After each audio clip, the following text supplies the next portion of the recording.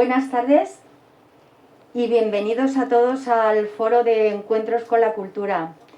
No sabéis qué alegría me da veros aquí de nuevo sentados, porque aunque parezca que el tiempo no ha pasado, pero han pasado 7 meses desde la última vez que nos sentábamos aquí a hacer cultura en lo que eran tiempos ya de pandemia, pero una pandemia que nos iban a encerrar. A los 2 días hicimos Marta Robles y a los 2 días nos encerraron en el confinamiento. Quería daros gracias doblemente, una por estar aquí y dar la bienvenida a la nueva temporada de Encuentros con la Cultura, y otra pues a todos los que habéis estado ahí apoyándome, que sabéis que cogí el coronavirus y estuve en un hospital y me llegaban unos mensajes tan cariñosos vuestros que solo me queda decir lo que decía Fray Luis de León. Como decíamos ayer, pues como si nada hubiera pasado. Gracias a todos, el mejor aplauso para vosotros y, cómo no, para este grande compañero con el que vamos a inaugurar esta temporada de Encuentros con la Cultura, que es Graciano Palomo, compañero mío del Confidencial, de Antena 3, o sea, uno de los grandes periodistas de este país, que fijaros, sacó las 600 páginas de este libro, La larga marcha, y a los 6 días de estar el libro en la calle, tuvo que hacer la segunda edición porque lo vendió absolutamente todo. O sea, un libro que ha hecho historia, que marca desde la salida de Rajoy, el 1 de junio del año 2018, y va marcando paso a paso la historia de nuestro país. En sus 12 capítulos vamos a encontrar de una manera transversal una trama, un thriller que realmente se lo ha currado, pero a base de bien. Solo podemos darte la enhorabuena y un gran aplauso por estar hoy aquí con nosotros, porque además, fijaros qué día hoy histórico. Todo lo que cuenta Graciano en este libro, hoy en el Congreso de los Diputados, se ha apoyado por mayoría absoluta e investigar el caso Kitchen, donde Mariano Rajoy pues parece que se las va a ver y se las va a desear. Sí. Eso es. Eso es. Compañero, gracias por estar aquí. Muchísimas gracias. Me ibas a resumir al principio, me vas a glosar antes de que empecemos las preguntas, estas 600 páginas con sus 12 capítulos. Bueno, como guardamos la distancia de ella y me resulta muy difícil así, yo, si no te importa, voy a hablar sin mascarilla. Muévete tu micro. ¿Está encendido? ¿Le sí, oís bien? Sí. Bien. Bueno, lo primero siempre es, antes que nada, que es dar las gracias, y más a un castellano del surco como soy yo. Gracias Amparo, que es, como ella ha dicho, colega mía en el Confidencial, que es el nativo digital más influyente del país. No vamos a decir que es el que más dinero gana, porque quedaría mal aquí en Trocadero, pero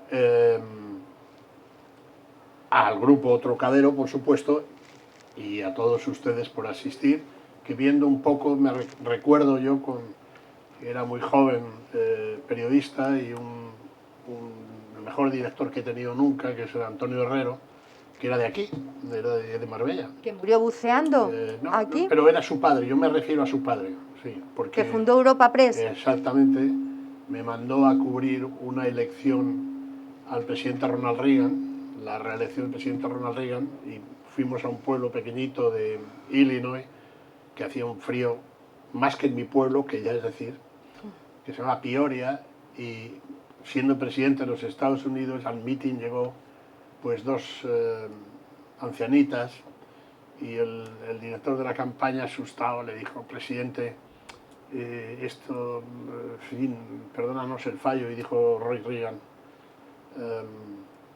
no te preocupes, porque si han venido 2 ancianas con este frío, seré reelegido con toda seguridad. Así fue. Por lo tanto, yo, como no aspiro a ser reelegido de nada, aspiro a ser un bestseller, y espero que ustedes me ayuden. Dicho eso,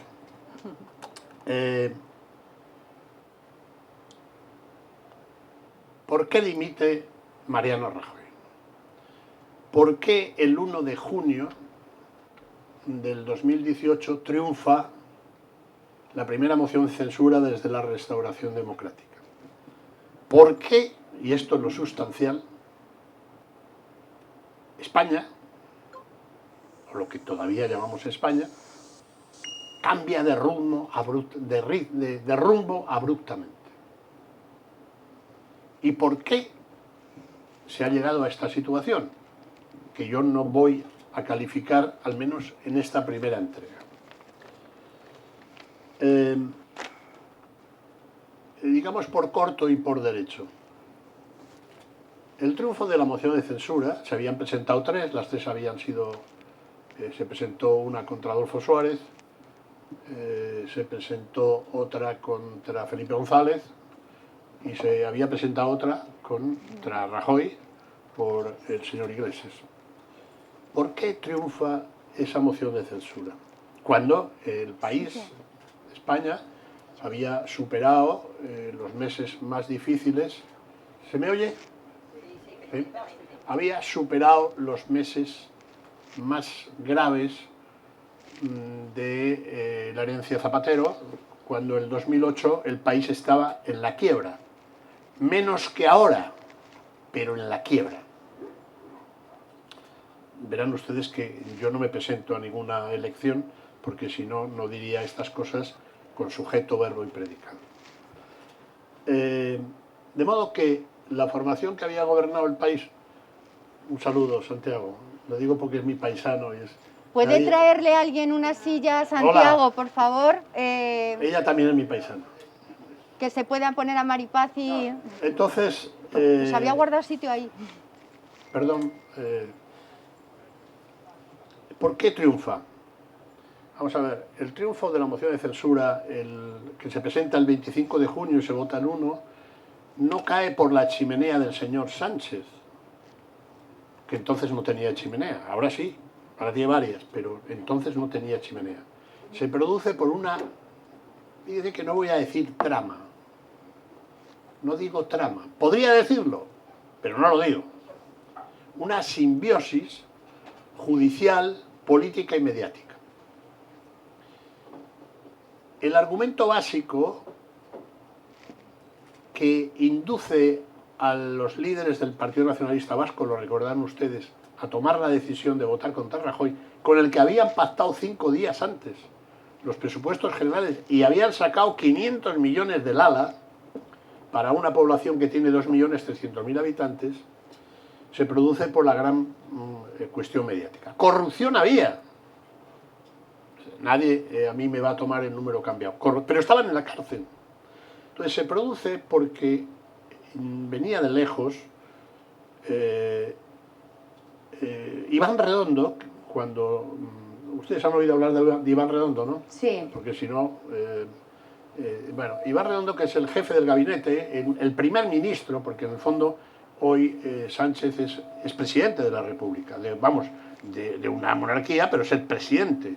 Entonces el primer ministro, que es Iván Redondo, venía ideando, teniendo en cuenta que el Partido Socialista entonces tenía 86 diputados. Entonces, habían intentado varias veces presentar una moción de censura, entre otras cosas no para ganar, sino para coger protagonismo. Lo mismo que va a hacer Vox ahora, vamos, si es que lo hace, que no lo sabemos fehacientemente.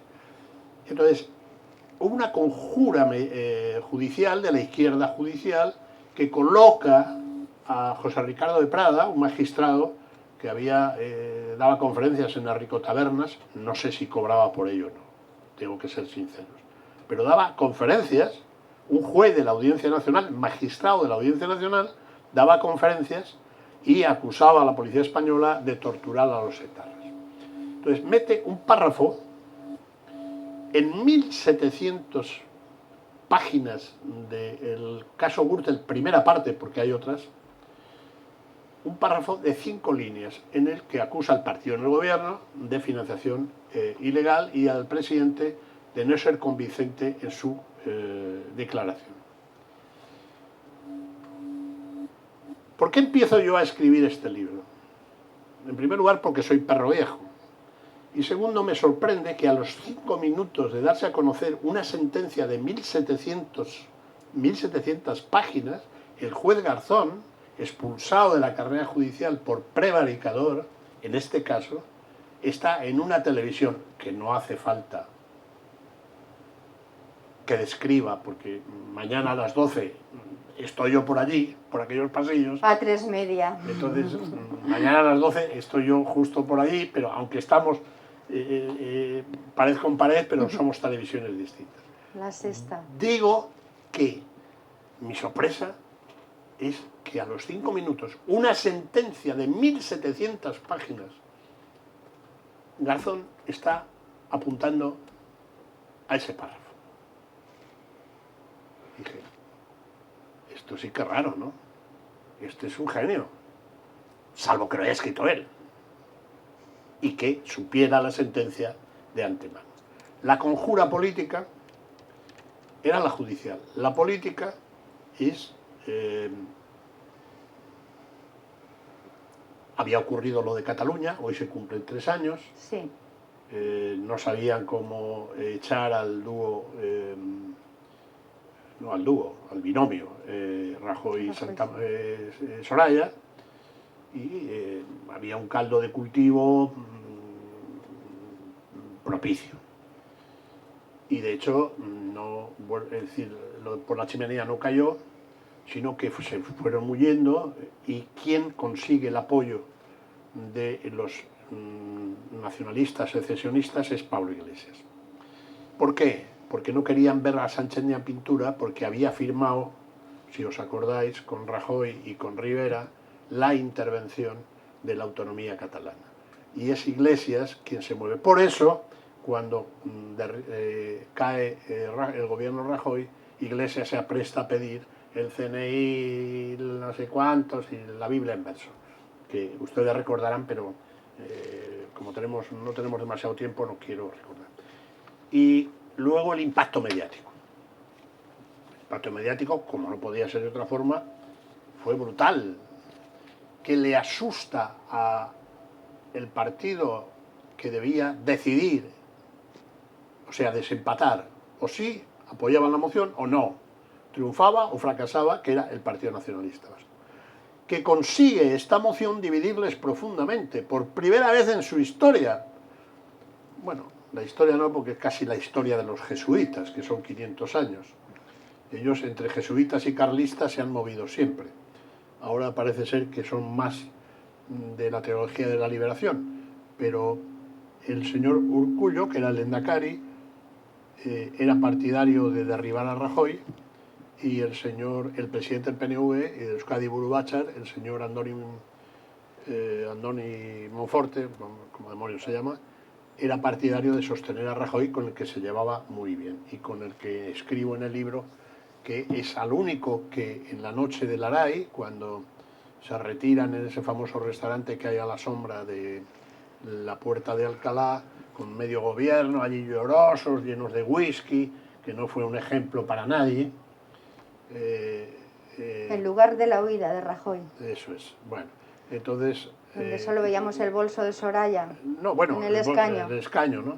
Entonces, ahí el Rajoy recibió pues, muchas llamadas, incluidas las de la Comisión Europea y su amiga Merkel, y no lo cogió, solo cogió a Monfort, a su hijo, a Andoni y a su hijo.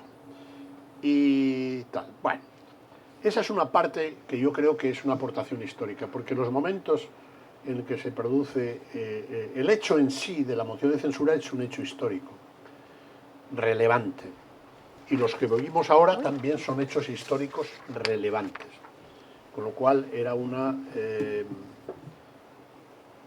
cosa que me motivaba, porque yo he publicado ya 14 libros y aparte de vender libros, como es lógico, sí que la gente interesada se entere, porque normalmente los medios no se enteran de nada. O si se enteran, pues, en fin, cada uno va a lo suyo. A partir de ahí hago un relato de que por la moción de censura destroza al Partido Popular, que había gobernado 15 años y con un poder omnímodo, con una presencia en Europa fuerte llegar en un momento determinado a ser dentro del Partido Popular Europeo, donde está Merkel, el canciller Kurz, la actual Ursula von der Leyen, estuvo hasta Berlusconi. Entonces tenía una fuerza realmente impresionante y queda destrozado por completo, abre un proceso de renovación interno y democrático por primera vez, donde el presidente saliente dice que sus manos están limpias y que no va a nominar a nadie como hizo Aznar con él en su época. No es verdad y no es verdad, porque en la noche madrugada del 18 de julio coincidió con el Congreso del PP. El presidente Rajoy estuvo hasta muy altas horas llamando a dirigentes regionales del partido, no sé si hay aquí alguno, del Partido Popular, para que votaran por Soraya. Es un hecho cierto que quedó destrozado y solo la conclusión que un muchacho de 36 años, que tenía, digamos, el mérito de que se va bien con Aznar y Rajoy, que ya es difícil, y lo era mucho más, bate nada menos que a una vicepresidenta del gobierno y a una secretaria general, a la sazón además ministra de Defensa. Tal vez también por la guerra que tenían entre ellas dos, que no podían verse en pintura. Claro, por eso, bueno, y básicamente el deseado en ese momento, digamos, por todo el centro derecha, el Partido Popular, era Alberto Núñez Feijóo, que explico en el libro por qué no se presenta. Sí, efectivamente. Bien, pero eso, si a alguien le interesa, pues que se lea el libro, me lo pregunte y yo se lo contesto. Y después hay un preámbulo que titulo Dies Irae, Dies Illa, que lo hago durante la pandemia, porque el libro tenía que haber salido el 23 de abril. Sí. Y no estábamos en condiciones de tal y cual. Pero aprovecho también para dar a conocer un poco lo que eran las pautas, porque también se habla mucho de Sánchez, al que yo conocí, empezó conmigo en las teles. Y puedo contar luego, si ustedes me lo preguntan, una anécdota que durante un almuerzo con Alfredo Pérez Rubalcaba, que me dijo, ya te he visto hoy aquí. Bueno, que alguien me lo pregunte. Sí, ahora te lo pregunto yo. En resumen, he hecho 600 páginas de historia, porque los hechos lo reivindican, no porque yo sea Tom Wolfe, podía serlo, pero no lo soy. Soy de Burgos. El nuevo periodismo burgalés. Si fuera Tom Wolfe, le haría una oferta al dueño de Trocadero, pero digamos, no lo soy. Y esto es, básicamente, lo he escrito como una novela. Tom Wolfe me dijo en Nueva York a mí, poco antes de morir, que iba con su tal. Es un thriller para serie, o Sí, sea, está intentando que vaya a Netflix, porque está escrito, ya lo veréis cuando empecéis a leerlo, como una novela policíaca, vamos. Sí, lo único que los nombres, hechos, datos que doy son verdaderos. Es decir, no me los he inventado, que hubiera sido más fácil. Los personajes son demasiado reales y carnales. Yo creo, Amparo, si lo estimas conveniente, he hecho una síntesis de lo que son 600 páginas. Sí quiero decir últimamente que, a ver, yo antes que periodista, llevo 40 años en todos los medios, soy persona. Y soy persona, nacida en España, nacida en Castilla, nacida en España, europeo, hasta los tuétanos, y que ha recorrido el mundo. Y cuando he hecho el trabajo de campo, el trabajo de investigación para escribir este libro, que no solo habla del Partido Popular, sino que habla del gobierno y todo eso, porque claro, es que fueron arrojados por la ventana, he sentido mucha tristeza, mucha melancolía y una gran tortura interior, porque cuando yo empecé en este oficio no era esto lo que buscábamos. Y ahí me quedo, mis queridos amigos, y gracias. Es una vergüenza a lo que estamos asistiendo en estos momentos en el Parlamento, pero a todos los niveles. Mira el debate ayer en Estados Unidos, ¿no?, de Biden y de Trump. Era vergonzoso. O sea, realmente es que hemos llegado a todos los estamentos públicos de la política, periodísticos y bueno, es vergüenza ajena lo que tú dices. Sí, pero hay una diferencia con las grandes democracias del mundo libre, vamos, valga la redundancia, es que funcionan las instituciones. El problema es cargarse las instituciones, muy recientes en España. Son recientes y 40 años no son nada. Los Estados Unidos tienen 275 años porque nacieron en Filadelfia con los padres de la Constitución, y con un gran maestro que era Alexis de Tocqueville, pero aquí no, aquí, bueno, pues pasó lo que pasó en 36, pasó lo que pasó en el 39, pasó lo que luego 40 años y pasó lo que pasó en el 77, y cuando los vencedores, hijos y nietos de la guerra civil, se abrazaron con los perdedores e hijos de los perdedores de la guerra civil, fue el milagro. Pero no sé si ahora alguien podría atreverse a suscribir eso, visto lo que se ve y oyendo lo que se oye. Realmente es difícil, ese ambiente conciliador no parece respirarse por ningún lado.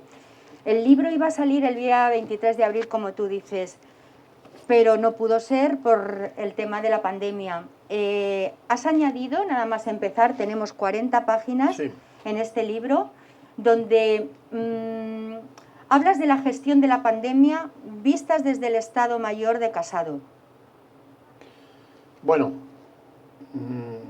no.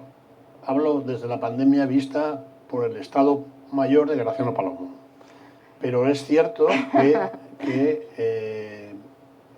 que como el libro básicamente se sustenta sobre la evolución del centro derecha en España, al que añado también la derecha más radical, porque estamos en la situación que estamos por la que estamos. Entonces, efectivamente, uno de los personas más cercanos al presidente del Partido Popular hoy es un médico que se llama José Ignacio Echaniz, que fue consejero de Sanidad en los gobiernos de Cospedal, y entonces fue en noviembre del 2019, es decir, 5 meses antes del estado de alarma, a Singapur, porque forma parte de un comité de médicos mundiales y tal. Y en Singapur, en esa reunión de 3 días, los grandes prebostes de la cosa, incluido el chino, que descubre el virus en Wuhan y que desaparece en 15 días por arte de Birli Birloque, como le ha pasado a la doctora Wan, pues dicen que hasta aquí va a venir las 7 plagas de Egipto.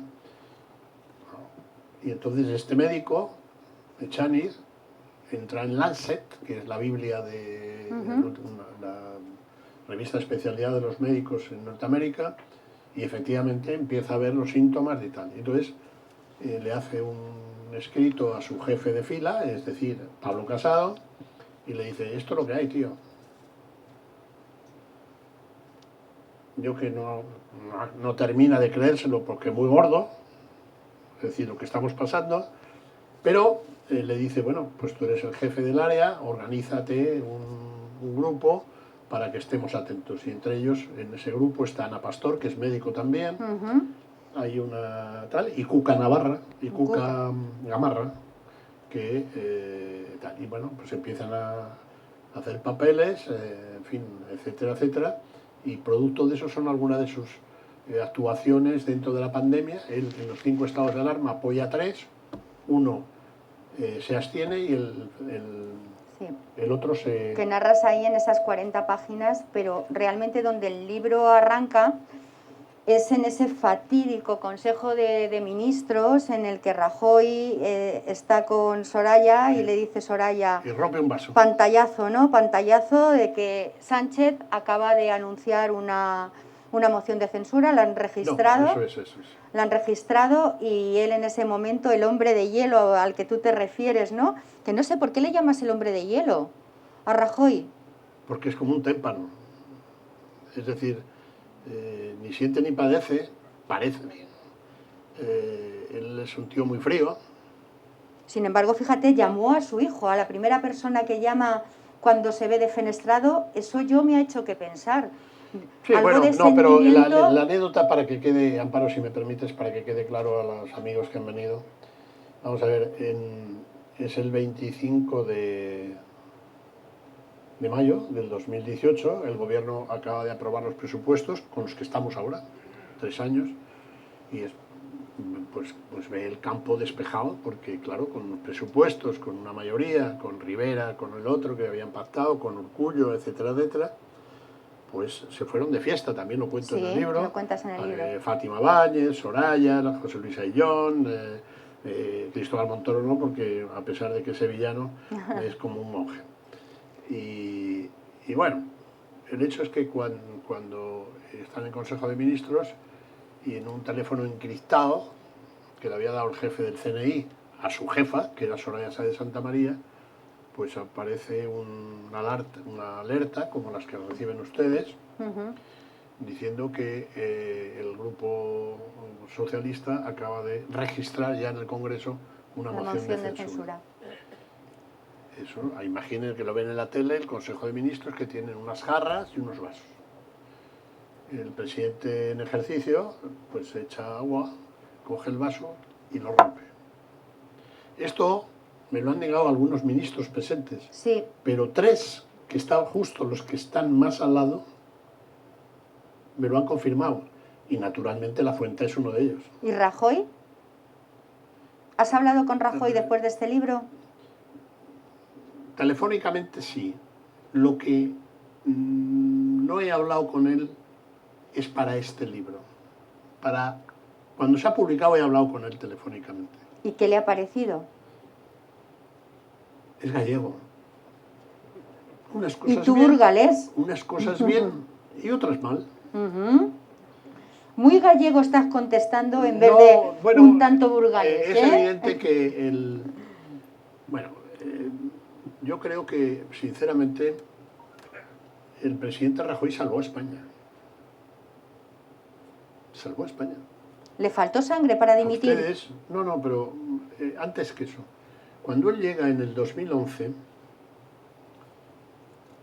él va a la Caja Fuerte, que la tiene el ministro de Hacienda, Montoro, y le dice, dime cómo está la situación, las cuentas. Porque a él solo le importaba el tema de la economía, el empleo, al entender que a los españoles solo le entendía eso. Montoro pidió una semana para sacar facturas y todas esas cosas, y descubrió que el país estaba en la ruina. Que tenía que pedir el rescate, como lo había hecho Grecia, Portugal e Irlanda. ¿Pero qué significaba eso? Significaba, usted, si es pensionista, que no lo sé, seguramente sí, si cobra, ojalá, 4.000 euros, pasaría a cobrar 1.900. Y si María Luisa, que me refiero a ella porque es amiga mía, cobraba 1.500 euros, va a cobrar 900. Eso es el rescate. Y si alguno de ustedes son funcionarios, que no lo sé, ¿hay algún funcionario? Bueno, pero tú ya no eres funcionario. Por allí, al fondo, Pero, Marili, ¿no? Marili. Bueno, significa que si diplomática cobraban 2.500 euros, pues que van a cobrar 1.600 euros. Eso es el rescate. Entonces Rajoy siempre se negó a pedir el rescate pensando que se podía hacer de otra forma.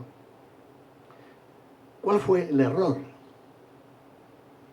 Que en la noche del Aray, lleno de whisky, todo hay que decirlo, se lamenta profundamente. Uno de los periódicos ha titulado mi libro como el día, la noche en que lloró, no sé si lloró o no. Sí, OK Diario, lo publicaba el otro día en el restaurante Aray. Pero ahí se lamenta amargamente de no haberlo explicado, porque nunca dio importancia a los medios ni a los periodistas. Hombre, no dejaba que en las ruedas de prensa los periodistas preguntáramos. Sí, pero no solo eso, sino que ahora, sin embargo, hasta ese punto llegó. Ahora eso es, ahora todo es completamente diferente a eso.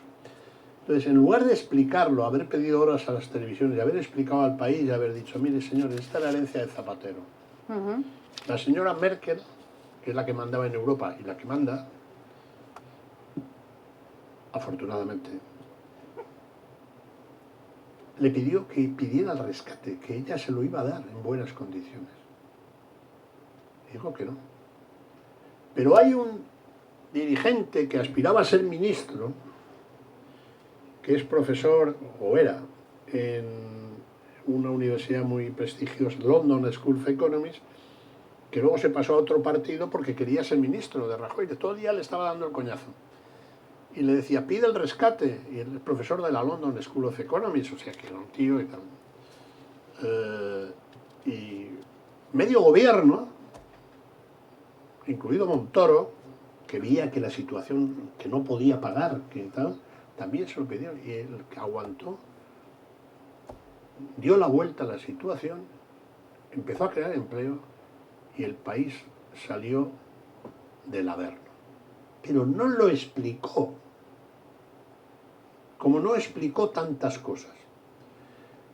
Y ya que estamos en el presidente que le tiraron por la ventana al Congreso, la mochila de la herencia de la corrupción le pesaba demasiado. Hombre, es que fíjate dónde estamos ahora. Es que parece que has sido como el adivino de la Kitchen, ¿no? Estamos ahora leyendo el libro estos días y dices, ¿eres un poco brujo, Graciano? No, pero yo creo que no sé cómo va a sustanciarse eso. Ah, porque se me ha olvidado una cosa. Claro, estaba relatando, pero se me ha olvidado porque quiero ir consumiendo ese párrafo por el que tumban a un gobierno, por primera vez en la historia de España, en la Constitución, ese párrafo, el Pleno, eso lo firman dos jueces. Lo redacta uno, el señor José Ricardo de Prada, y lo suscribe otro, Julio de Diego. No sé si ustedes leen algún periódico, solo pueden leer El Mundo, que es el único que lo da, sinceramente, ni siquiera nosotros. Sí. Le llaman el juez durmiente porque se duerme durante los juicios. Sí. Se duerme el tío, con un par, se duerme, está jugando y se duerme, y le dan por debajo. Pues bueno, entonces ese párrafo, que es el que hace estallar al gobierno, de 5 líneas, lo firma el José Ricardo de Prada y el durmiente. Y el presidente del tribunal, Ángel Hurtado, hoy magistrado del Tribunal Supremo, se niega porque dice que eso no va contra él. Bueno, se recurre el párrafo ante la Sala de lo Penal de la Audiencia Nacional y lo echa atrás. Esto es así. ¿Qué corrupción había? Claro. Pero el párrafo fue rechazado, eliminado de la sentencia. A buenas horas, y Rajoy estaba criando percebes ya. Ya. Entonces, esto son hechos porque, quiero decir, en mi libro, yo me expreso aquí con vehemencia porque si no ustedes se duermen. Pero en mi libro es absolutamente objetivo, o sea, es decir, que los datos están súper comprobados. Y no doy ni una sola opinión. Oriento la narración, pero no doy ni una sola opinión, sino que lo demuestro, digamos, con hechos. Entonces, eso, a ustedes, esto que les acabo de decir, de que ese párrafo lo rechazaron, les sorprende, ¿no? Es la primera noticia que tienen. Bueno, No. no porque lees El Mundo. Pero ya fue publicado. En El Mundo. Vale. La sí. Sexta ha dedicado algún... No, pero El como Espejo la Sexta Público, tampoco ha El publicado... Espejo. No se ha publicado, no se ha publicado. Y está a la espera de lo que diga el Tribunal Supremo, que lo dirá en breve, porque teniendo en cuenta que ya ha mandado a paseo a Torra y hay nuevos magistrados. Como también lo que se escribió de Jorge Fernández, el ministro del Interior, ¿no? ¿Y dónde está ahora Jorge Fernández? Pues está rezando que era lo suyo. Claro. Rajoy cometió varios errores desde mi punto de vista, pero ahora estoy dando opinión, no información, que es nombrar a ciertos amiguetes, algunos bastante incompetentes y otros traidores. El más traidor, que aparece en mi libro, por lo tanto, que fue García Margallo. Mire, cuando se produce la moción de censura y la suerte está echada, por eso no sé si ustedes recuerdan el discurso de Rajoy, que fue el mejor que hizo en su vida, cuando ya sabía que lo iban a degollar, y entonces sale a la tribuna, etcétera, etcétera. Entonces, el gobierno, también el actual, todos en el Congreso de los Diputados, hay un salón muy bonito, muy rococó, un poco antiguo, sí, muy tal, que se llama Salón del Gobierno. Y entonces ahí es donde se reúnen después de los plenos, pues para tomar una copa, o unas aceitunas o unos percebes. Cuando él termina van todo el Estado Mayor, todo el gobierno, Soraya, Cospedal, Fernández Díaz, que ya no era ministro, el portavoz Fernando, en fin, van todos allí. Y en ese momento pues están allí hablando de lo jodido que está todo, y entra García Margallo, que se dirige al presidente y le da la mano. Rajoy se la retira. En mi vida había visto yo una cosa igual, porque Rajoy es una persona educada. El libro que ha escrito ahora Margallo es también muy significativo. Sí. O sea que... Pero también es un país muy raro, porque, Amparo, si me permite, es un país muy raro, porque el Rajoy, que tuvo la oportunidad de escribir en su memoria la verdad, no cuenta absolutamente nada, ni cita al juez. Y sin embargo se convirtió en un bestseller. Somos un país muy raro, pero raro, raro. Convirtió también en bestseller el libro de Aramburu. ¿Te acuerdas cuando decía yo es que estoy leyendo Patria? Y a raíz de ahí se desvolcaron también las ventas, ahora que está tan de moda Patria, ¿no? Ayer pusieron el primer capítulo. Sí, exactamente, pero yo creo que el presidente Rajoy no quiso enterarse de muchas cosas, sinceramente. Pero no quiso enterarse porque también sabía lo que tenía detrás. Yo no creo que fuera tan ignorante. Tú dices en el libro que Rajoy nunca pensó que Sánchez fuera a tener el voto Frankenstein. No. ¿Por qué crees que no? ¿Tan confiado estaba en él mismo? ¿Por qué no se le pasó por la cabeza? No era tan difícil. Era dificilísimo que se unieran los podemitas de Venezuela, los carlistas del PNV, Urkullu, lo digo con todo respeto. Porque Ortúzar no quería. O sea sí, que, pero triunfó Urkullu. Pero Urkullu apoyaba el sanchismo. Es que no quiero tampoco, para no herir. Tú mójate. No quiero ir. O sea, junto a eso, a la burguesía catalana representada por el PDeCAT, a todos los trabucaires habidos y por haber de Galicia, de Navarra, del Bildu, de no sé qué, era imposible el que, digamos, eso saliera. Pues salió. Y él fue el primer sorprendido, pero... Bueno, hubo en la noche, él cuando sube, él sube el día 31 de mayo a responder, que lo he escuchado muchas veces por el libro. Fue un discurso magnífico, lleno de ironía, porque él era un gran parlamentario. Pero él sabía ya a las 11 de la noche del día anterior que su suerte estaba echada porque Antonio Ortúzar, el presidente del Parlamento, le dijo que era muy difícil porque Urkullu se había impuesto, que era muy... Y de hecho su mujer empieza, antes de que se votara, a empaquetar las cosas. Bueno, ahora Villarejo, hace 2 días, ¿cómo ha dejado a Rajoy? La famosa frase de las barbas de Rajoy que están cada vez más mojadas. O sea, al parecer hay datos contundentes. Bueno, yo sobre eso puedo hablar con algún conocimiento y sobre todo con una gran libertad porque ya no es el jefe. Yo he tenido una gran relación profesional con el jefe de los servicios secretos, el general ¿Del CNI? Del CNI, San Roldán. Y las veces que he quedado, muchas, a lo largo de los 10 años que fue jefe de los servicios secretos, un general de 4 estrellas, con una hoja de servicios extraordinaria, con una condición intelectual soberbia, íntimo amigo del rey emérito. Sí. El general San Roldán tenía una obsesión que era liquidar a Villarejo, porque sabía que se había convertido en un estado dentro de otro estado. Y no lo logró por Fernández Díaz, que lo amparaba. Podía contar algunas cosas. ¿Pero por qué Villarejo a la hora de Rajoy? ¿Porque se apunta a la actualidad? Yo creo que no habló jamás con Rajoy. Con Rajoy no habló jamás, habló con la secretaria general, creo, porque le pedían un favor, pero en el fondo, con todo esto, al que estamos haciendo, al que están haciendo un héroe, es al mayor corrupto que veraneaba por aquí, por cierto, según me han dicho. ¿Quién? Luis Bárcenas. Es decir, si se ve todo esto, en el fondo lo que se está dando es credibilidad a Bárcenas, ¿no? Bueno, hablan como una cabeza de turco. Bueno, una cabeza de turco está en la cárcel y tenía 45 millones de euros en Suiza. No creo que... Pero ¿cuántos otros hay fuera que deberían estar también en la cárcel con él? Sí, pero bueno, quiero decir que en eso yo no entro porque primero hay que tener pruebas y una sala tiene que juzgarte, en fin, etcétera, etcétera. Pero el tema fundamental de lo que insinuabas o preguntabas, Amparo, sí, es que el jefe de los servicios secretos del Centro Nacional de Inteligencia avisó a su jefa,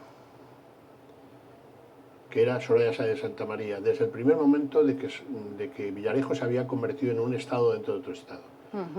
Y que el ministro del Interior se negó a tomar, es más, hasta lo condecoró.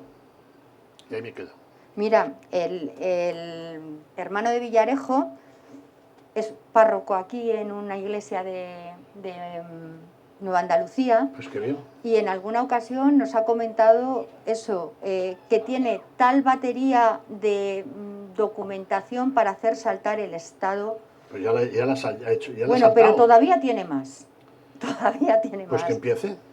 Es decir, que bueno, pues no se iba a librar así como así, Cospedal ha caído y es lógico, ¿no?, que ahora empiece a sacar esa batería de Mariano Rajoy, que como tú dices, sí, es que no supo en un momento dado hacer esa limpia, ¿no?, esa limpieza en los interiores del partido. Pero comía y cenaba con la actual fiscal general del Estado, ¿no? Con Dolores. Sí. Que por cierto, ¿qué te parece este viaje que se han hecho al Trastevere, Garzón y la fiscal? Si lo pagan ellos. Claro, pero... Mientras no lo pagamos los contribuyentes. Es que hay un capítulo en tu libro, el de Justicia de Cacería, sí, en el que, bueno, ahí van todos los avatares judiciales de la Gürtel y es muy interesante ese capítulo. Pues que lo lean. Bueno, pero cuéntales algo, hombre, que ahora van a comprar el libro y tal, pero adelántale. No, pero vamos a ver... O hago yo el spoiler pero, vamos, lo que hago siempre, que luego me matan. Vamos a ver, todo esto empieza cuando ¿por qué empieza todo esto? Bueno, empieza porque había corrupción con Bárcenas y el otro, el Correa, ¿no? Entonces, que no era de la época de Rajoy, era de otra época. Entonces, un concejal del Ayuntamiento de Majadahonda pues se cabrea porque no le dan suficiente o lo que fuere, porque también ha sido condenado. Y entonces dice, ahora os vais a enterar, son cabrones, y entonces empieza allí, les graba, y se va a la comisaría y los denuncia. Y todo eso lleva un proceso, Y cuando la policía judicial cree que ya ha argumentado legajos suficientes, pues se va a la Audiencia Nacional y lo ponen en el registro. ¡Qué casualidad! Que le va a tocar al titular entonces del juzgado número 5, apellidado Garzón y llamado Baltasar. Pero estaba en las normas de reparto, o sea... Bueno, el presidente del tribunal, Ángel Hurtado, dicen que no se respetó. Dicen ellos, y es que yo ahí ni entro ni salgo. Entonces, lo único que he hecho es que aquí hubo una cacería en Jaén. Sí, donde fue el ministro. Donde fue el ministro entonces, sí. Lola, Lolita, la piconera, el otro, el de la moto y tal. La famosa cacería. Y entonces, ahí se les graba, se les toma y tal, y tuvo que dimitir el ministro. Y después, cuando está instruyendo Garzón y quiere coronarse porque ha prometido a sus amigos que entonces estaban en el poder, Rubalcaba, vamos, en concreto, sí. Zapatero y Rubalcaba, y ve que le es difícil coger ese melón, manda grabar las conversaciones de los encarcelados con los abogados. Y ahí recurren y el presidente del tribunal no era un juez que venía de la época franquista, Era el fundador de Jueces y Juezas para la Democracia, Luciano Varela, más rojo que este... Pero estaba legislado el defecto de forma Entonces, y incurrió... lo echan, Claro. y ahí el tío no lo ha superado y se ha dedicado, pues, bueno, ahora ya saben ustedes a quién defiende. Y aquellas cintas sentaron jurisprudencia y desde entonces se han invalidado cualquier prueba que sea... hombre, es que hay unos derechos, es que esto no es Venezuela, que sepamos, por lo menos hasta ahora, ni es Corea del Norte, ni es Cuba, o sea, ni es la antigua URSS, o sea, quiero decir que esto es un Estado de Derecho, pero el que le condena, el que le echa, el que le expulsa por prevaricador es Luciano Varela, no es Manuel Marchena, que dicen que es conservador. Eso yo mañana publico en el Confidencial, no, mañana no, pasado un artículo en el Confidencial que me expliquen eso de jueces progresistas y conservadores, que no lo entiendo, sinceramente no lo entiendo. ¿Será sabes de leyes o no sabes de leyes? ¿Aplicas la ley o no aplicas la ley? ¿Pero qué opinas de que hayan vuelto a pedir la cabeza de la fiscal general del Estado por este viaje que no me lo has contestado? No, yo creo que no. A mí, si son novios, pues oye, la alcoba es la alcoba, siempre que no la paguen con el... Bueno, Baltasar sigue casado con Chayo y que se sepa no se han separado, con Rosario. Pues Rosario, haz una rogativa a la Virgen, yo qué sé. O sea, yo en eso, en las cosas de alcoba, no me meto. Podría, pero no me meto. Hombre, mira los temas de alcoba, lo que le han traído al rey emérito. Ahí podemos meternos. Sí. Bueno, es que eso no ¿Sabes era... lo que decía Chencho Arias? Decía en uno de los encuentros que hicimos con él. Si es que se lo he dicho muchas veces, que la bragueta te va a acabar traicionando. Dice, yo tenía la suficiente confianza con el rey Juan Carlos para decírselo. Y mira si la bragueta se la ha acabado jugando. Pues eso. Bueno, no quiero ser... Yo conozco a la interfecta, la conozco. ¿A Dolores? No. ¿A Dolores, Chayo? No. A Corina. Ah, Corina, vale. Interfecta Corina. ¿La has conocido en persona? Sí. Y bueno, cuéntanos No. algo de ella. Bueno, en fin, tampoco quiero... Hay que tener mucho cuidado con esto. ¿Te sedujo? Es que no es mi estilo, pero... Pero a ver, es mona, ¿no? Reconozco que es una real hembra. Bueno, ya lo has dicho todo. Ya lo has dicho todo. Bueno, en relación con la fiscal general, no es que lo diga yo, es que a mí me gusta ir con... Es decir, que es que yo soy un tío que es sujeto, verbo, predicado, en fin, todo esto. Soy un modesto periodista. Pero el Consejo de Europa mandó ayer una notificación a las instituciones españolas diciendo que en el mundo libre no se lleva bien que una persona que ha formado parte de un Consejo de Ministros con un gobierno tan colorido pase a la Fiscalía General. Es que hay que ser un poco, guardar un poco las formas, o sea, eso lo dice el Consejo de Europa, no lo digo yo. Entonces, ¿cómo lo vamos a creer?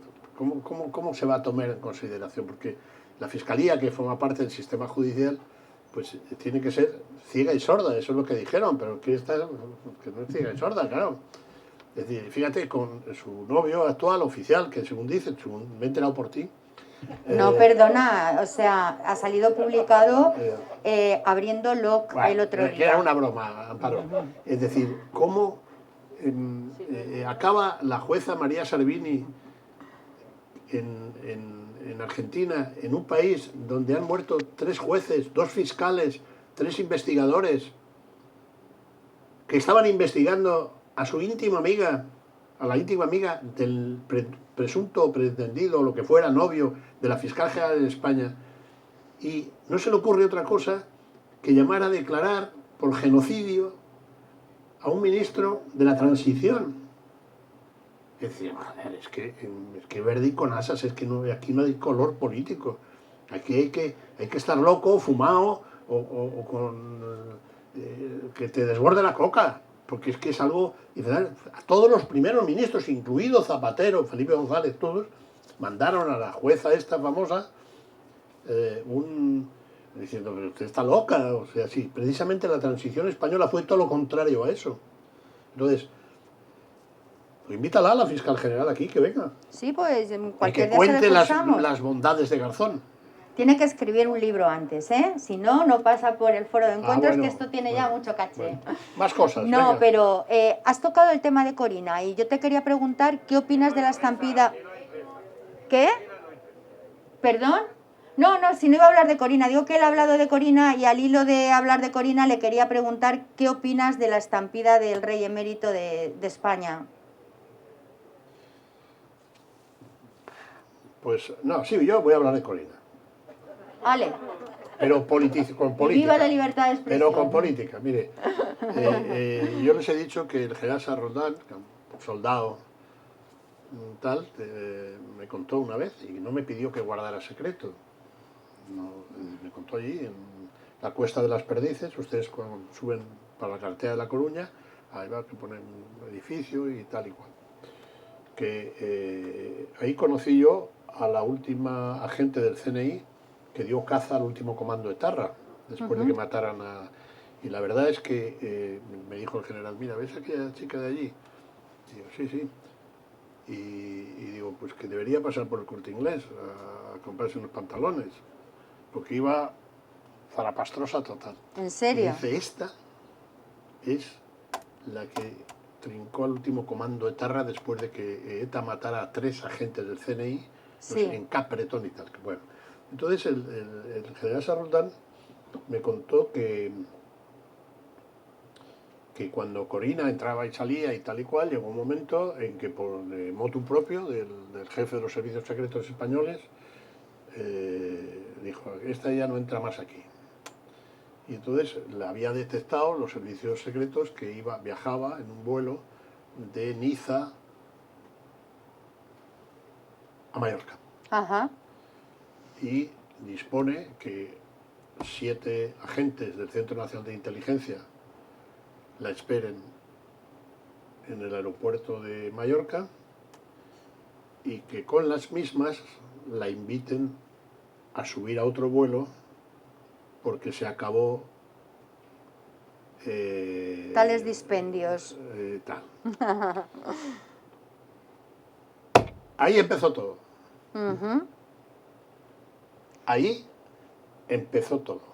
Pero desde Y luego... acabó con la salida de nuestro rey emérito Claro, yéndose a Dubái. Pero bueno, quiero decir que París bien vale una misa. Entonces, se volvió loco. Pues es humano.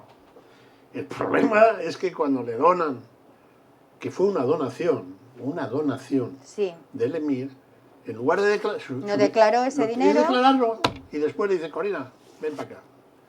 Eso sin contar que había tomado el Palacio del Pardo, una parte del Palacio del Pardo, que a los que pasan de 60 años no hace falta decirles que fue el Palacio del Pardo. Donde vivió Franco. La tía, y entonces, pero yo creo que todo empieza con el bueno, y de odia al general Sarroldán e intenta procesarlo también. ¿Crees que todo este proceso le está pasando factura a nuestro actual rey? ¿Qué opinas de lo que ha ocurrido con el tema de los despachos judiciales y que no haya estado el rey como todos los años? Bueno, no soy muy objetivo porque yo tengo una magnífica relación, pero yo creo que le está pasando mucha factura. Ustedes observarán su cara. Tiene 53 años, ¿no? 52 años. Ha envejecido en los últimos años. Él es un... Más que Borbón, es heredero del Kaiser, la familia alemana, tío serio, y yo creo que es muy injusto. Pero está la embestida que va a sobrevivir porque una inmensa mayoría del pueblo español le va a llevar en volandas. Va a sobrevivir, lo has dicho. Le está llevando en volandas, porque es decir, su rol es institucional, es absolutamente exquisito. Yo lo conozco, lo conozco. En fin, no desayuno todos los días con él. Bueno, viste ayer la intervención de Rufián, ¿no? Sí, En el bueno. Congreso de los Diputados diciendo la única persona que ha votado a este rey fue Franco en su Bueno. día. Entonces yo creo que él sería una desgracia para España, pero es una opinión. Lo que sí que, como información, que es lo que yo he venido aquí hoy, es que su papel institucional, constitucional, no se sale un ápice, entre otras cosas porque tiene alrededor a dos grandes hombres de Estado, uno que es el jefe de la Casa, Jaime Alfonsín, y otro que es el secretario general de la Casa, el teniente general Martínez Palomo. Ujú. Vamos a hablar unos segundos de la otra parte del libro, que es Casado, que casi no lo hemos tocado. Es que ¿Y qué es como que pasa... es el presente y el futuro? Claro, sí, es el presente. Si llega. Se quiere, efectivamente, si no llega, porque creo que tiene un repuesto que es Almeida, ¿no? Magnífico, que dentro de los cenáculos políticos empiezan a uparlo porque cae bien a la derecha, cae bien a la izquierda, y no sé qué opinas tú. Bueno, he dedicado muchas páginas a eso. Lo conozco mucho. Hablo con mucha frecuencia con él. Ujú. ¿Con Almeida o con Casado? Con Casado. Con Casado. Y ya lo conocí antes. Y bueno, el hecho que un chico de 36 años, sin especiales méritos, salvo que es el muchacho que todas las señoras quieren para yerno, porque es buena persona, sonrisa detrífica, no sé si guapete, pero en fin, bueno, tampoco es Isabel Torres se enamoró perdidamente de él. Exactamente. Bueno, entonces no había hecho gran cosa, pero gana un congreso por primera vez en un partido con más de 800.000 militantes, la primera fuerza todavía de Europa. Pero como tú dices, porque no estuvo Núñez Feijóo. Bueno, sí, bueno, pero como yo, Claudio. Es que, y, claro, las cosas son así. Era un cadáver y al día siguiente Claro, era un rey, entonces, o decir, como pasó aquí también en Andalucía. Él, es decir, bueno, yo creo que va a tener, tal y como están las cosas, va a tener una sola oportunidad de ser primer ministro, salvo que quede muy cerca. Eso es lo que creo. Eso lo he dicho a él y por lo tanto, como yo tampoco le debo nada, ni él a mí, pues tal. Yo creo que va a tener una ocasión, que serán las próximas elecciones generales, si hay. Y si queda muy cerca de sumar una mayoría, aguantará. Pero si queda lejos, el centro derecha, la derecha no es como la izquierda.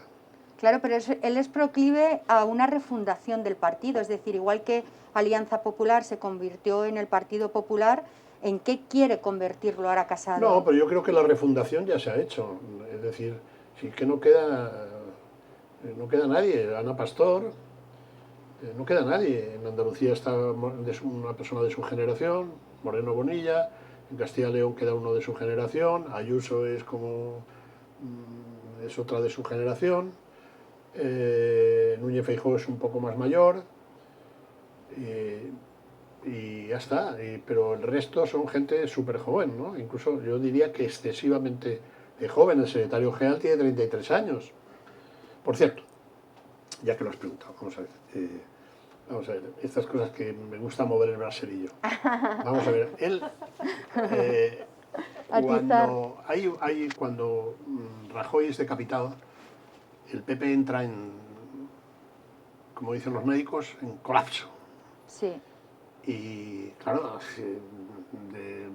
sin poder nacional, en fin, era normal, como además la forma que te echan, etcétera, etcétera. Y hay una boda que era del secretario general, para que veáis que todo esto de la condición humana funciona en política. Una boda de José Antonio Bermúdez de Castro, que era el número 2 del grupo parlamentario, detrás de Rafa Hernández en el Congreso de los Diputados. Y no se le ocurre otra cosa a Bermúdez de Castro que casarse. Entonces se casa 20 días después de la defenestración, y celebra su boda civil, que lo oficia el alcalde de Boadilla, hoy joven dirigente del casadismo, Antonio González Terón, y en una finca de Boadilla, y muy bonita y tal y cual. Bueno, y entonces estaban ya preparando las espadas para quién se quedaba con la herencia de Rajoy y del Partido Popular.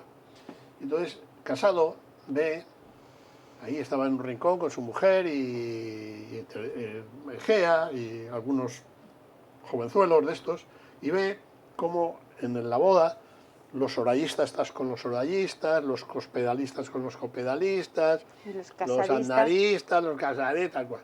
Y el tío se indigna porque él ha ocupado puestos de responsabilidad con Aznar, pero también con Rajoy. Y dice que él es del Partido Popular y que esto es intolerable, y que dice exactamente, esto es una puta mierda. Si la gente nos viera y tal y cual.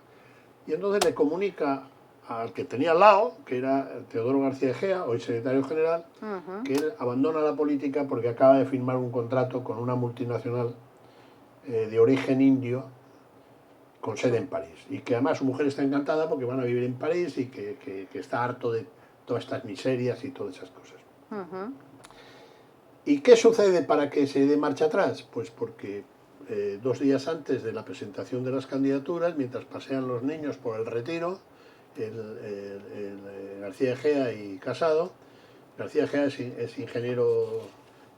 Su valedor en el partido, siempre. Es ingeniero de telecomunicaciones y de informática y no sé cuántas historias más, y le va con el iPad y le dice, mira Pablo, si te presentas ganas. Coño, voy a ganar yo a la secretaria general, a la vicepresidenta. Le dice, sí, por una sencilla razón, porque como se están tirando del moño, entre ellas, si pasas el corte, si gana Soraya te apoyará Cospedal. Y si gana Cospedal te apoyará Soraya. Dice, ¿seguro? Completamente seguro. Así es la historia. Pero y se presentó y ganó. Graciano, se ha hablado siempre, fue jefe de gabinete de Aznar y de la manipulación de Aznar sobre Casado. Por cierto, que tú has sido de los únicos periodistas que le has ganado una querella a Aznar que te puso en nuestro periódico por un artículo de Blesa. Sí, por cierto. Lo gané en el Tribunal Supremo. Que lo ganaste en el Supremo. Quiero decir que los tentáculos de Aznar siguen siendo alargados y profundos. No lo sé, yo creo que no. Yo creo que no. Yo creo que su influencia en Casado es muchísimo menor de lo que se dice. Y ahora nada, la prueba es que se ha cargado a Cayetana. Sí, bueno, el verso libre, ¿no? Sí, bueno, pero si tuviera tanta influencia andar en Casado, ahí estaría la capitana, y no está. Entonces, sí, bueno, eso ya le siento fatal al marianismo, pero... Yo creo que no, sinceramente, yo creo que ahora está cogiendo cuerpo y está haciendo lo que cree que debe hacer, que no es fácil lo que tiene. Porque es que Rajoy y Aznar gobiernan incluso 4 años con mayoría absoluta, pero había unas solas siglas, una sola oferta. Pero ¿cómo ahora se puede ser alternativa de gobierno con 3 ofertas diferentes? Donde el 10 de noviembre, lo digo en el libro porque lo he estudiado, o sea, sí. El 10 de noviembre, el centro derecha, o sea, lo que no es izquierda, perdió 32 escaños por ir separados. 32 escaños. ¿Y cómo se arregla eso?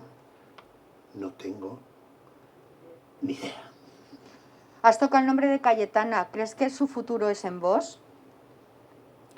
Yo creo que no, sinceramente. Yo creo que no. Ella combatió mucho a Vox, precisamente por lo que estoy diciendo. No, yo creo que no. Yo creo que su futuro es que que aproveche el escaño mientras dure. Cuando disuelvan, pues tendrá que irse a Oxford. O yo qué sé, o a ser tutora de los padres de los hijos de Pablo Iglesias. O sea, como se quieren tanto, pues igual les puede enseñar inglés, yo qué sé. Pero es que todas las mujeres que van apareciendo en el Partido Popular tienen un recorrido, pero como como muy breve. Si Joder, breve. Si te das Soraya Sáenz de cuenta. Santa María, 7 años, vice todo, era vice Bueno, todo. era Cospedal, marianista. 12 años secretaria general, 7 ministra de Defensa. Seguimos, pero si mandan las mujeres. Sí, No, pero como debe ser, por cierto. de los de esta etapa, los que están ahí son siempre la vieja guardia, ¿no? O sea, Ana Pastor, y mira, Celia Villalobos, porque su marido, que por cierto sale aquí en el libro, Arriola no queda muy bien parado después de lo del tema del 11M. Bien parado no, pero bien cobrado sí. Bueno, ¿con eso lo has dicho todo o qué? Él siempre ha cobrado ya. ¿Eso digo? ¿Qué más cosas? Pues, Total. claro, ahora que tú dices que la refundación ya está prácticamente... Yo, así, bueno, permíteme, Amparo, que sé por dónde vas. Y lo voy a decir con gran claridad. Vamos a ver. Vale. Vamos a ver. La mayoría en la Europa civilizada es centro-derecha. La nueva jefa de Europa, una mujer con 7 hijos, ustedes la ven, con Rubita, con Úrsula von der Leyen, íntima Sí. amiga de Fátima Báñez, por cierto, y de Casado también. Democristiana, de la CDU, la cosa de Merkel, la directora del Banco Central Europeo, Lagarde, y la siempre inevitable Merkel, que por cierto lo habrán visto ustedes últimamente con carritos en la Sí. compra, la canciller alemana, con su carrito, con una escolta y tal y cual. Bueno, Europa es de centro derecha y socialdemócrata y de centro izquierda, pero mayoría. Entonces, y España ha gobernado 15 años el Partido Popular cuando ha optado por el centro derecha. Yo creo que había que sumar también los 5 años, 6 años de Unión de Centro Democrático. O sea, serían 20. Pero la izquierda lleva ya casi 30. Un huevo, que diría uno de Marbella. Entonces, pero siempre ha gobernado de centro izquierda. Felipe González tuvo 15 años, cambió el país, y a nadie de los que estamos aquí se nos ocurriría criticar a Felipe González después de lo que hizo. El problema es ahora. Efectivamente. El problema es ahora. Entonces, alguien en su sano juicio, lo digo con respeto si hay gente aquí que les vota o que son partidarios, con todo respeto. Es más, yo nunca hablo de vos, nunca. En la tele nunca me callo. ¿Alguien en su sano juicio puede pensarse que se puede desplazar a la izquierda radical que tenemos con Vox? Perdónenme si hay alguien aquí que no quiero, son absolutamente sus votos legítimos y además los que yo conozco son buena gente, los que yo conozco en las alturas son muy buena gente, Iván, tal y cual, pero vamos a hacer, bueno, me voy a callar porque no quiero meterme en berenjenales, pero ya he expresado lo que es mi sentimiento. La única alternativa real que se puede hacer al gobierno de izquierda radical que hay en este momento pasa por el Partido Popular. Que a unos no les gusta Casado y tienen fuerza, derríbenlo, pongan otro. ¿Y por qué las encuestas le siguen dando como favorito? ¿A quién? Al Partido Socialista. ¿Qué encuestas? Pues las encuestas que han salido últimamente en los Sí, medios. he leído también la última de Tezanos, es que el debate que hubo ayer entre Trump y Joe Biden, lo ganó Pedro Sánchez. Lo ganó Biden, creo que por poco, ¿no? No, vamos a ver. Yo creo que está por encima porque tiene el poder. Bueno, yo hablo de sondeos que salen en el sí, país, en La Razón, sí. hasta el mismo ABC. No, bueno, que sí, yo también lo creo. Que Entonces... 3 puntos, pero es que es muy diferente, Amparo, los 12, 13 puntos de Tezanos sí. a 3 puntos, que 3 puntos es empate técnico. Es decir, probablemente 3 puntos mañana que habrá 10.000 parados nuevos en España, pues de esos 10.000 parados, por lo menos 5.000 no le van a votar. Entonces, que eso es verdad, pero no te olvides que es que quien está en el poder, es decir, incluso con la Gürtel, Rajoy se sacó 134 escaños, porque es el poder. Yo creo que, y además se mantiene porque está cayendo Podemos, se está cayendo, y además a marchas forzadas, porque la izquierda existe. Es absurdo pensar que la izquierda no existe. Otra cosa es que crean, que todavía no se hayan enterado algunos, que cayó el muro de Berlín. Pero eso es otra cuestión. Se funciona por emociones. Y eso hay un fenómeno, que ese también lo conozco yo mucho, ¿verdad? Que se llama Iván Redondo, que trabajó. ¿Ustedes saben con quién trabajó Iván Redondo? Primero, siempre trabajó con el Partido Popular. El primero, que él lo oculta porque le parece que es un desdoro ahora que es Dios, trabajó con un alcalde de Sariñena, en Huesca, de 180 habitantes. Se llamaba Antonio Torres, fue su primer cliente. Después pasó a Albiol. Después pasó a Monago.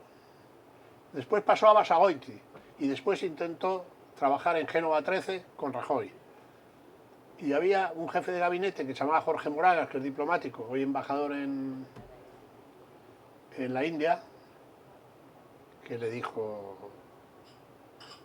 a la puta calle. Y se fue a ver a Sánchez, que estaba desahuciado, y lo coge. Esta es la historia de Redondo. Pero eso da para otro libro, ya vendré a presentarlo. Pues como antes de que venga el otro libro, sé que aquí hay preguntas que no me gusta pasarme de abusona, pues te van a hacer... por ahí había visto antes... A ver, Ana. Bueno, Graciano, yo hace muchísimos años que... Sube el tono que te... Eso, te lo pasan... Perdona, es que Sí, con la mascarilla. eso es. Perdón. Que hace muchos años que leo tus libros. Desde aquel primer El túnel... Este es el mejor. Sí, sin duda alguna. Vale. De verdad, ¿eh? Y creo ver es algo personal, algunas características en ti de persona democrática, europeísta y liberal. Y cosas con las que yo me veo bastante reflejada, ¿no? Entonces yo acabo de notar en ti algo que vengo también pensando yo, ¿no? Esta situación que tenemos parece que no tiene solución. Y da miedo, ¿no? Esto de que la gente se esté llegando a los extremos, de que la gente esté como deseando de acabar con este sistema que nos ha funcionado para que no nos partamos la cara, ¿no?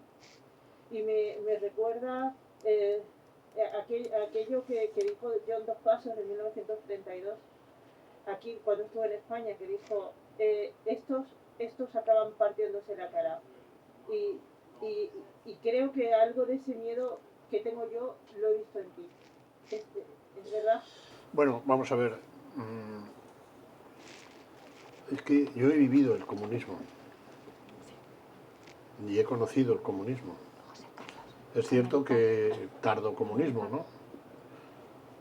Pero yo es que lo he vivido, ¿no? como periodista, muy joven.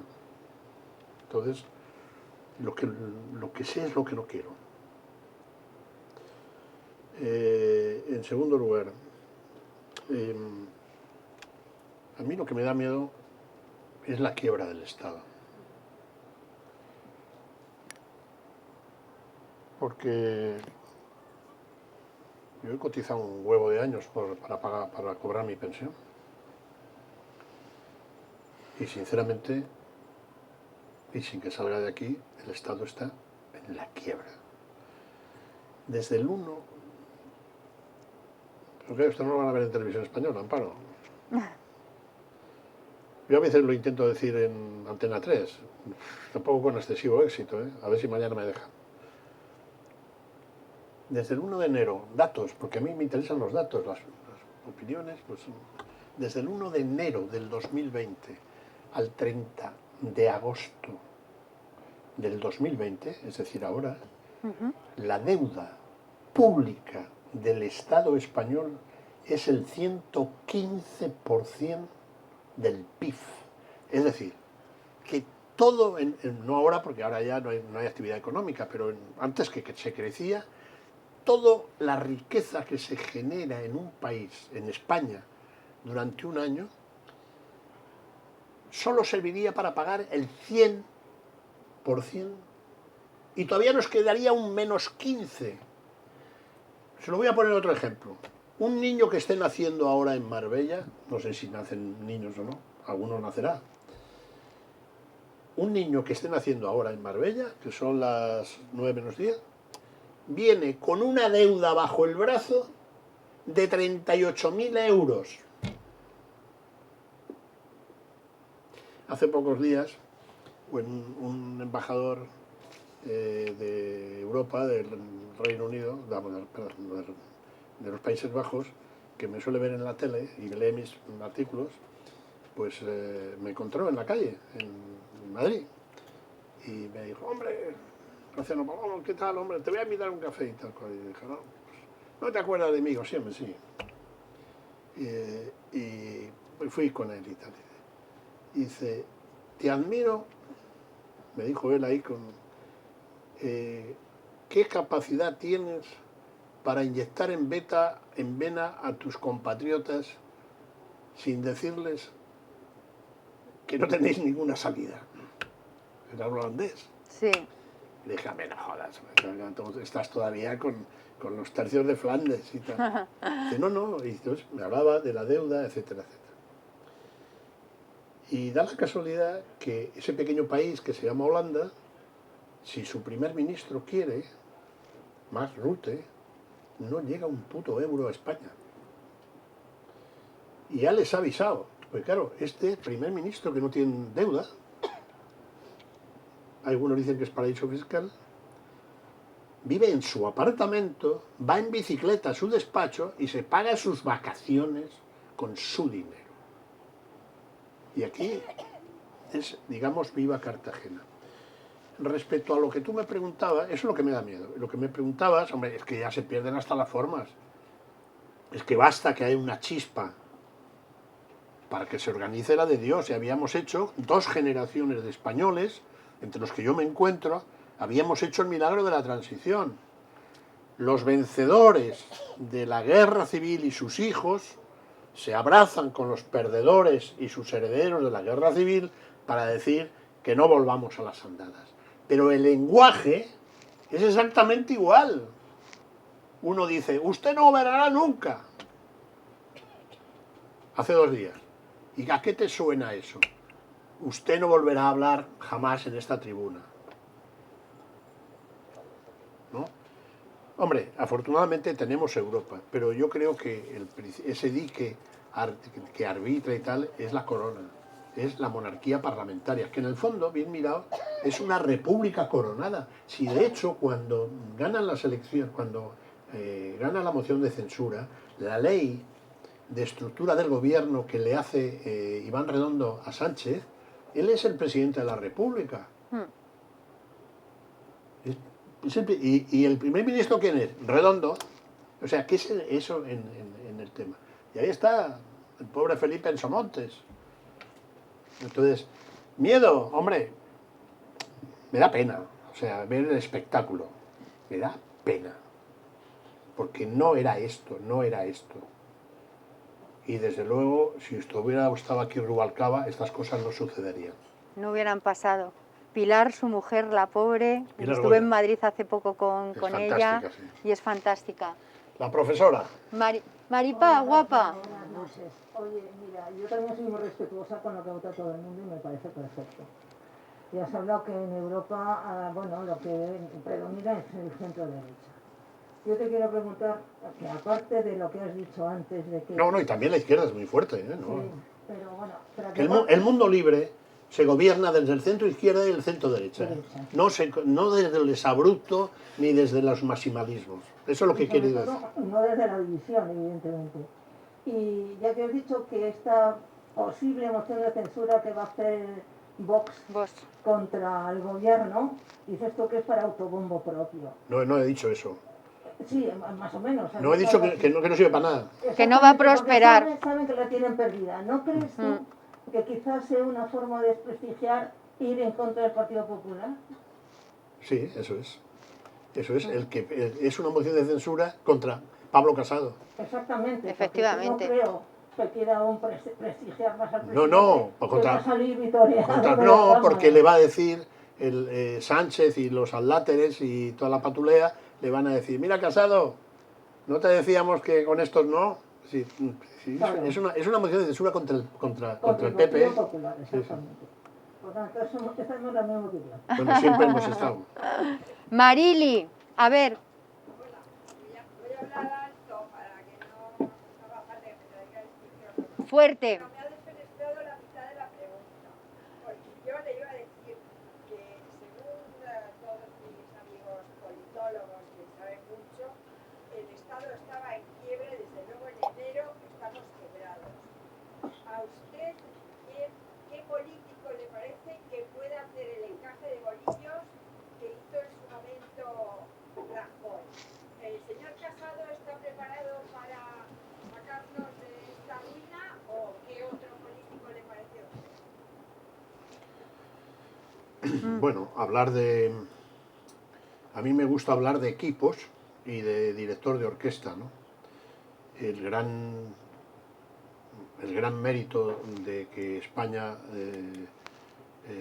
pudo evitar la intervención y la debacle la tuvo el presidente políticamente, que apostó, pero el mérito técnico fue de Cristóbal Montoro.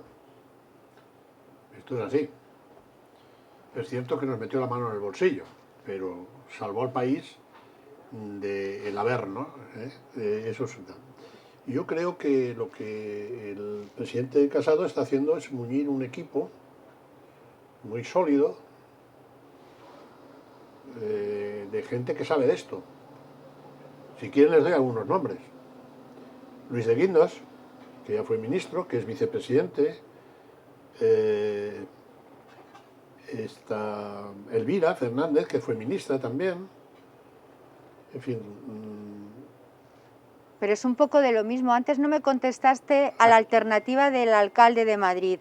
También visto en todos los cenáculos políticos. No, yo creo, Almeida. Yo te he contestado porque me parece un hombre súper valioso, pero que no ha llegado su momento. Yo creo que si... te lo voy a hablar con gran claridad, porque que a mí me... En fin, vamos a ver.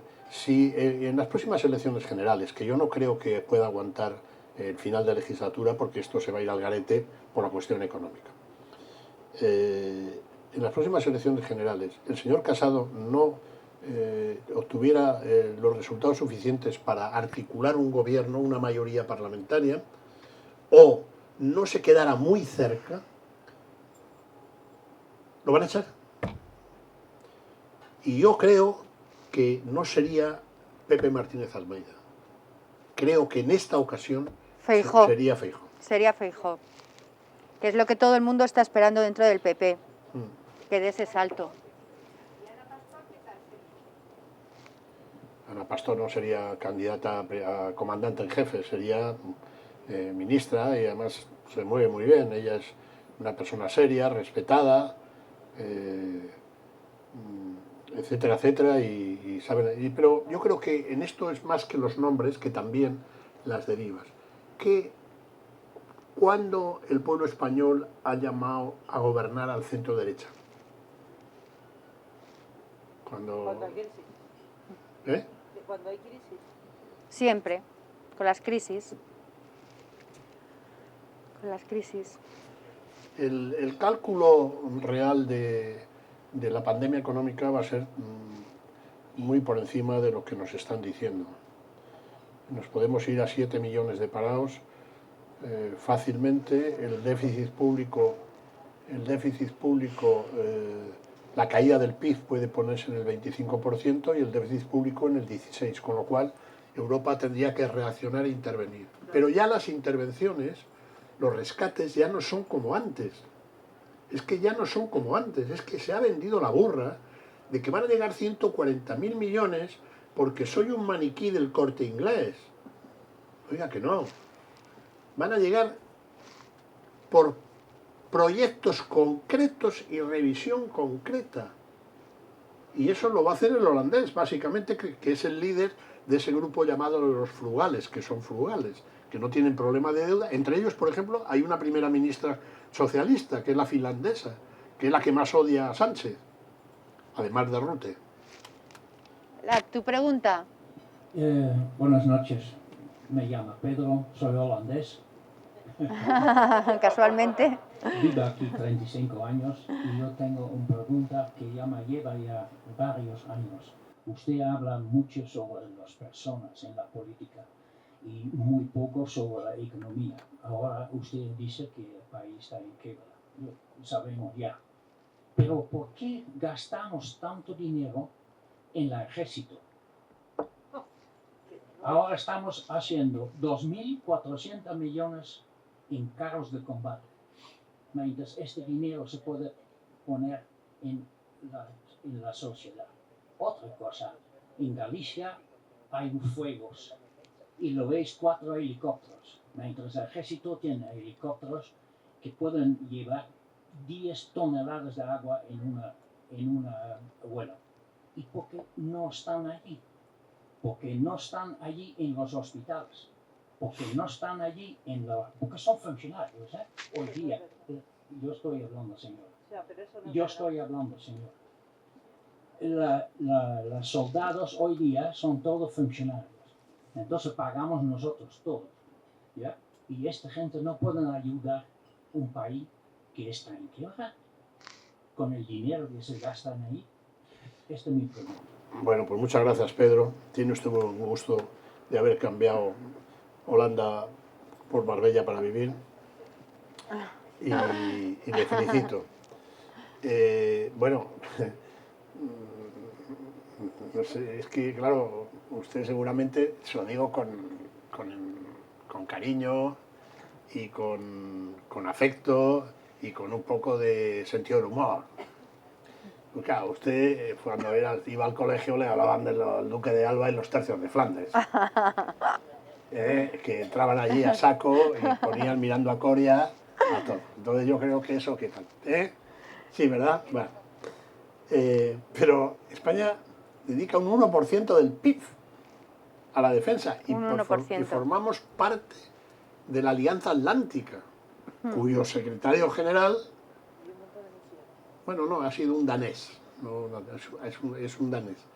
Y el señor Trump dice que hay que poner más dinero para este tipo de cosas. Yo creo que el ejército está en la UME es el ejército. Ya, pero eso Pedro no resuelve el problema. Es que tenemos... Son políticos. Efectivamente, porque ya ahora, por ejemplo, que estábamos hablando de dinero, hay departamentos, concejalías, que no se hacen fiestas, que no se hacen una serie de actos y que ese dinero, ¿dónde lo repercuten? Y esos concejales y esos ministros y esos políticos sobran a punta pala, ¿no? Tenemos 5 administraciones, quiero decir, la administración local, la administración provincial, la administración autonómica, la administración nacional y la administración europea, que ya aportamos 60.000 millones, tampoco nos creamos que tal y cual. Pero yo creo que la estructura y una concepción judeocristiana de la política, pero ya desde los Reyes Católicos, desde 1492. Esto se ve muy bien en los países protestantes, incluso con el tema de la corrupción. Pero hay un problema, es que es mucho dinero, o sea, es que estoy hablando de, en este momento, la deuda pública de España es 1.300.000 millones, que es lo que me decía el embajador holandés, que aquí eso era imposible pagarlo, es imposible, en 100 años y tal. 1.300.000 millones. Pero luego está la deuda privada. La deuda privada está en alrededor de 500.000 millones. O sea que estamos hablando de que la deuda pública y privada representa el 189% del PIB. Pues como no lo suelte Amancio Ortega, como diría el clásico, jodidos vamos, mi querido amigo. Esta es la cuestión. Entonces es un problema estructural. El Estado de las autonomías ha funcionado en algunas cosas, pero ha habido un exceso, un gasto, y tenemos que aligerar. Hay una industria política, es evidente, una industria política de mucho peso improductivo, y luego pues todos estos oropeles. Pero claro, ¿cómo le vas a pedir a un concejal que pague el taxi cuando va no sé qué, si ves al presidente del gobierno que tiene 3 Falcon, 18 Pumas y tal? Es que es una cosa acojonante, ¿no? Es decir, lo más barato, la administración más barata es la corona. 9 millones. Voy a contar una anécdota muy rápida que me ocurrió con la reina Leticia, que era colega mío, por cierto, tal cual. Y empezó su gran estrellato, y por la que el príncipe Felipe entonces se fija en ella es porque estaba con Urdaci. ¿Os acordáis de Urdaci? Lo tuvimos aquí en encuentros con su último libro y nos contó anécdotas de Leticia. Bueno, pues hubo de estos debates que este chico que es de Málaga, creo que es de Málaga, no sé, muy listo, que es ministro, dicen que es ministro. ¿Casado? No, ministro, que es ministro. Estoy de broma. Este Garzón, que como... Alberto Garzón. Tiene pocas cosas que hacer. Entonces dijo una vez que la monarquía no cambiaba nunca. Yo, me da igual, no sea monarquía o república, me tiene sin cuidado. A mí lo que me interesa es el país, la pervivencia del país, y que sean baratos y sean lo más honrados posible y lo más eficaz para el pueblo, porque por mucha monarquía que eres, si el rey no repercute beneficios al pueblo, si no sirve, pues lo van a quitar lo mismo. Bueno, el hecho es que, pero así porque sí, pues tampoco me parece que un presidente de la República pues haría lo de Sánchez, joder, pues oropel por aquí, oropel por allá, ¿no? Bueno, entonces este Garzón, decía que era muy listo, que ha cotizado mucho a la Seguridad Social, le han fichado Bill Gates y todos. Bueno, el hecho es que, no sé si se me entiende la ironía. Totalmente, vamos, o sea... ¿Y qué pasó con Leti? Este tío dijo que la monarquía no cambiaba. Entonces dije, joder, yo escribí un artículo diciendo, mira si cambia la monarquía española, que la reina Sofía es nieta del Kaiser de Alemania, emparentada con todas las casas de Hannover, de la no sé qué, tal cual. Y la reina Leticia, o sea, su sucesora, es nieta de un taxista. Oye, Pedro, lo jodí, porque se cabreó conmigo muchísimo. Y la reina Leticia. Y que antes de ser reina comulgaba con las ideas de Alberto Garzón, o sea que fíjate si evoluciona todo. No, hasta eso no. Vamos, si no evolucionan las cosas en este país. Y entonces era un acto de esos que normalmente nos invitan a los plumillas veteranos con los reyes o algo y tal cual, y entonces me dijo el rey, me dijo, oye, ten cuidado que está cabreadísima contigo. Y digo, ¿por qué? Dice, porque le ha recordado que es nieta de un taxista. Pero no me jodan. Bien simpático, si bien bajo, el abuelo taxista de Leti, hombre. Bueno, yo no sé si es Salvador o no. Ya, sí te he entendido. Vamos a ver. Yo lo que creo es que si solventa esta situación, la situación actual por la que le va a decir, vamos a ver en la moción de censura cómo va a ser el que va a recibir los Pancia y tal, y siempre con lo mismo, ultraderecha, tal. Me parece a mí que sea un chico un liberal, por cierto. Su abuelo fue encarcelado por Franco 5 años, era médico, o sea, era republicano y de la UGT, y sobre todo era un gran médico en Palencia, y como le tocó en el tal, pues estuvo 5 años, y durante 15 años le prohibieron ejercer en la sanidad pública, o sea que, pero vamos a ver, yo creo que si salva estos meses que vienen muy difíciles para él, aguanta el tirón y sobre todo explica muy bien a sus socios europeos, las 3 señoras que he explicado, con las que tiene mucha relación, estoy convencido que va a ser primer ministro. Convencido. Porque lo mismo que dicen de él ahora, dijeron de Aznar y de Rajoy. Lo mismo. Es un chico muy preparado, un gran parlamentario, sin papeles, tiene una cierta idea del mundo,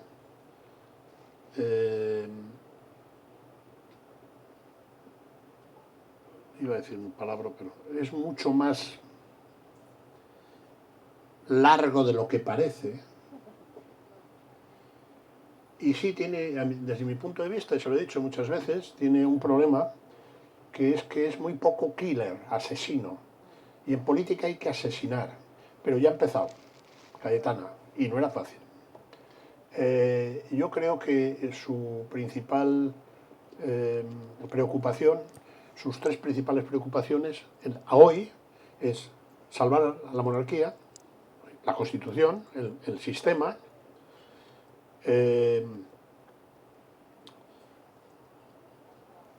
la democracia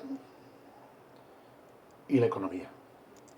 Eso es por lo que veo, y el día 14 vamos a comer en Los Confidencial con él, por cierto. Sí, hay un encuentro con él. Entonces, eso es tal cual. Las cosas que le dicen, de eso, de la ultraderecha, no se lo cree nadie, vamos. Pero sí es una obsesión que tiene Casado. Y ahora va a tener un problema muy gordo, por eso le decía, si es capaz, porque va a tener muchísima presión para que apoye los presupuestos. Graciano, tú recalcas en el libro que, fíjate, tanto Casado con Sánchez se llevan, a nivel personal, se llevan muy bien, se llevan fatal políticamente, pero a nivel personal se llevan muy bien. Y vas a contar una anécdota que la estaban también reclamando por ahí. La de Sánchez.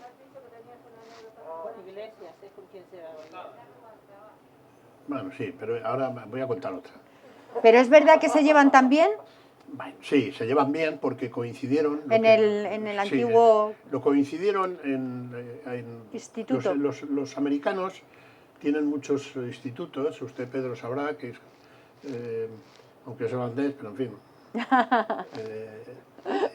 Hay un instituto que tienen grandes empresarios, crearon después de la Segunda Guerra Mundial en el Valle de Aspen, un instituto en el que participó Ortega y Gasset, que se llama Aspen Institute, con el objeto de unir a líderes mundiales jóvenes que tuvieran. Y curiosamente, fíjese, hace 5 años hicieron coincidir en el Aspen Institute España, que lo dirige el hijo del que fue, el nieto del que fue ministro de Exteriores del primer gobierno de la monarquía, José María de Areilza, lo dirige en España, hicieron coincidir a Sánchez por el Partido Socialista y a Casado por el Partido Popular.